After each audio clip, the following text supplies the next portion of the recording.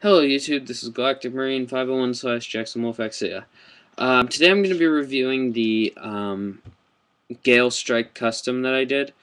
Yeah, it's pretty cool. I've actually done this review about 13 times. I started at 7 o'clock even, I think. Now it's 8:24, so I've been doing this for an hour and 24 minutes. Actually, not consistently, but still. Yeah, I had to fill in that part. You can see there are open spaces on the shoulders. I have somebody bringing me beam sabers. She had them left over from an Ale Strike custom. She basically modified the sword strike arms onto the beam saber ports of the Ale Strike through some. I don't know. I think she made a custom part or something. But anyway, onto this guy. Sorry I'm going so fast. I'm tired of doing this over and over because I keep running out of time. Basically, I have the orange that was already on the kit, gray blue on the face. You can see a little blue in there, but that's because I'm trying to get the beam sabers.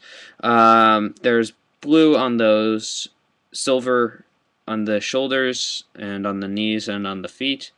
You can see a little blue throughout. I haven't done perfect paint jobs from all angles, but from the angles that we're going to see there, it's pretty good.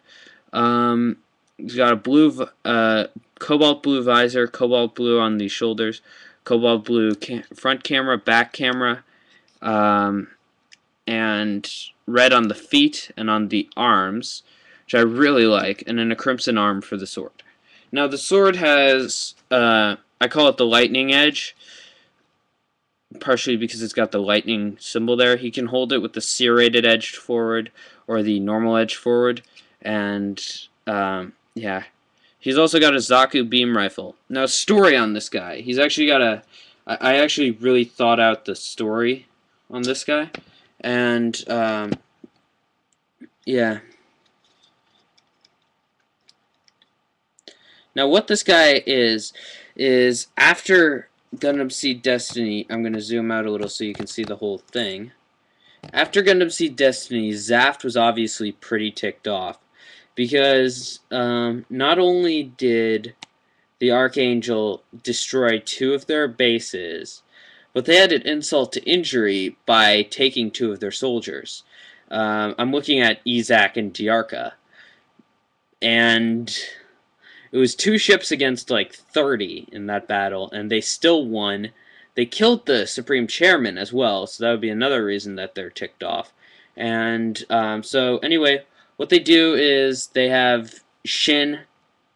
They get Shin and Luna to come back, and after they're done with their whole crying on an asteroid thing that happened for the...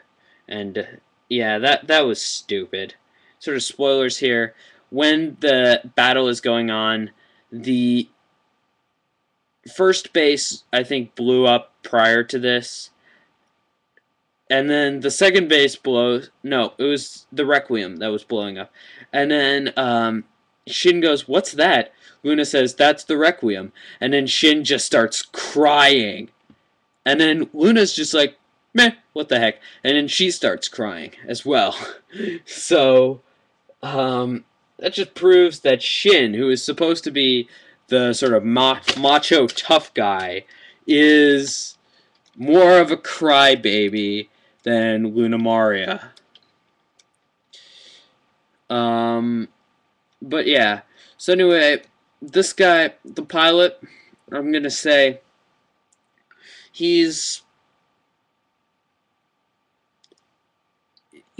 probably going to be a coordinator of some kind. I want to say he's like a genetically engineered coordinator that they specifically engineered to be totally insane. Because what I'm thinking of having him be is like Fawn Spock, who goes nuts every 2 minutes. And the reason I added that into his story is because of the Zaku beam rifle. They originally gave him the Strikes beam rifle, but because what he would do is he would go into battle, shoot a few things with the beam rifle, then just go insane and then be cackling maniacally as he did this, draw the sword or the beam sabers or the armored schneiders. Now I'm thinking he uses the armored schneiders sort of like throwing knives, except he pulls them out of whatever he just threw them through. Like, I'm saying he throws them and he has like laser aiming that he can hit the cockpit of a mobile suit with one of those, because despite them being tiny, those things could still bust the crap out of a cockpit. I mean, that would still be like getting hit with a that would be like getting hit with a baseball field. That's a funny thought. Just like randomly a baseball diamond comes flying out of nowhere. Boom. Yeah. That's a crazy thought. But anyway, yeah, so that's kind of what he'll do with those, I guess. I don't have them. I don't have the open ones, at least. I may ask Alex when she's here if she has an extra set of open armored Schneiders. Because if I ever do decide to give Luna Maria her gun back, it is going to switch to Ray when I do display these. Luna Maria's got the gun right now, but I always have Luna Maria displayed with the sniper rifle because I have her alongside my Dynamiz, my Keradim, and my GM Sniper. Well, that was the plan anyway. And that still is the plan. But, yeah. Back to this guy. So the reason they gave him the Zaku one is because he would just throw away the strike one. So eventually they're like, okay, that's it. We want him to have a beam rifle, but the strike one is too expensive to keep making them every time he goes out. And so we're just going to give him this Zaku one, which is pretty cheap. Sort of like they probably had to do at some point with Shin's missile pods. I'm betting by the end they're just like plastic shells filled with potatoes or something. Or papercraft shells. Yeah, papercraft shells filled with rocks. Because potatoes are expensive. But anyway, that's a funny thought. But what he does is he flies out of the Minerva, then 2 feet away he just drops off those missile pods. So not only is that probably not a good thing for the environment, considering he's dropping missile pods all over the Earth, it's like when they're gonna fight over a forest, it's like there's a natural occurring forest fire, then somebody's cataloging it, and then all of a sudden there's just like this random and then they're like, oh, yeah, we forgot the Impulse fought here at some point. That was probably its missile pods that it just dropped into our forest. Thanks a lot, Shin. But yeah. Sorry, I can't help but rip on that. But anyway, they ended up giving him the much cheaper Zaku beam rifle, because why waste a good beam rifle on somebody who just throws them at the water, basically. Yeah. Was that whole description really necessary? No. But anyway, this guy is basically Rey Zabarel's replacement, because they realized that the Dragoons, the heavy guy with the Dragoons, was not going to help, because the Freedom is a long-ranged mobile suit, so yeah. But yeah, so they made this guy who's a really, really sort of speed and ability to project a shield version of the strike. And the blue cells on his shoulders are shield emitters. But yeah, that's a very long explanation. That was not necessary. And I do believe, I don't know if I showed it in this one, but I did do the Zaft logo on the shoulder with the red Z, the blue X, and the silver belt, and then my custom Scorpion logo. Now, I know some of you may not see Scorpion in that, but I did a bigger part of my logo on this paper. And you can see the main logo is the one that I scratched on there. Then I did the rest of the logo pretty well. And actually, I would make it more pointy on some of the drawings of it. But yeah, so here's this guy. This has been one of my best customs, I have to say. This has been Galactic Marine 501 / jexamwolfexia, and I'll see you at the next review, which undoubtedly will be probably an update on a kit that I've already done. Either that, or in a few weeks is our fall break. So we're going to visit Columbia Art College in Chicago. Now, I'm thinking I may be able to gather some money by that point and be able to go to Too Cool, which is the store I actually got. All the models on this table, actually. If I add the Dynamiz, who is actually down here.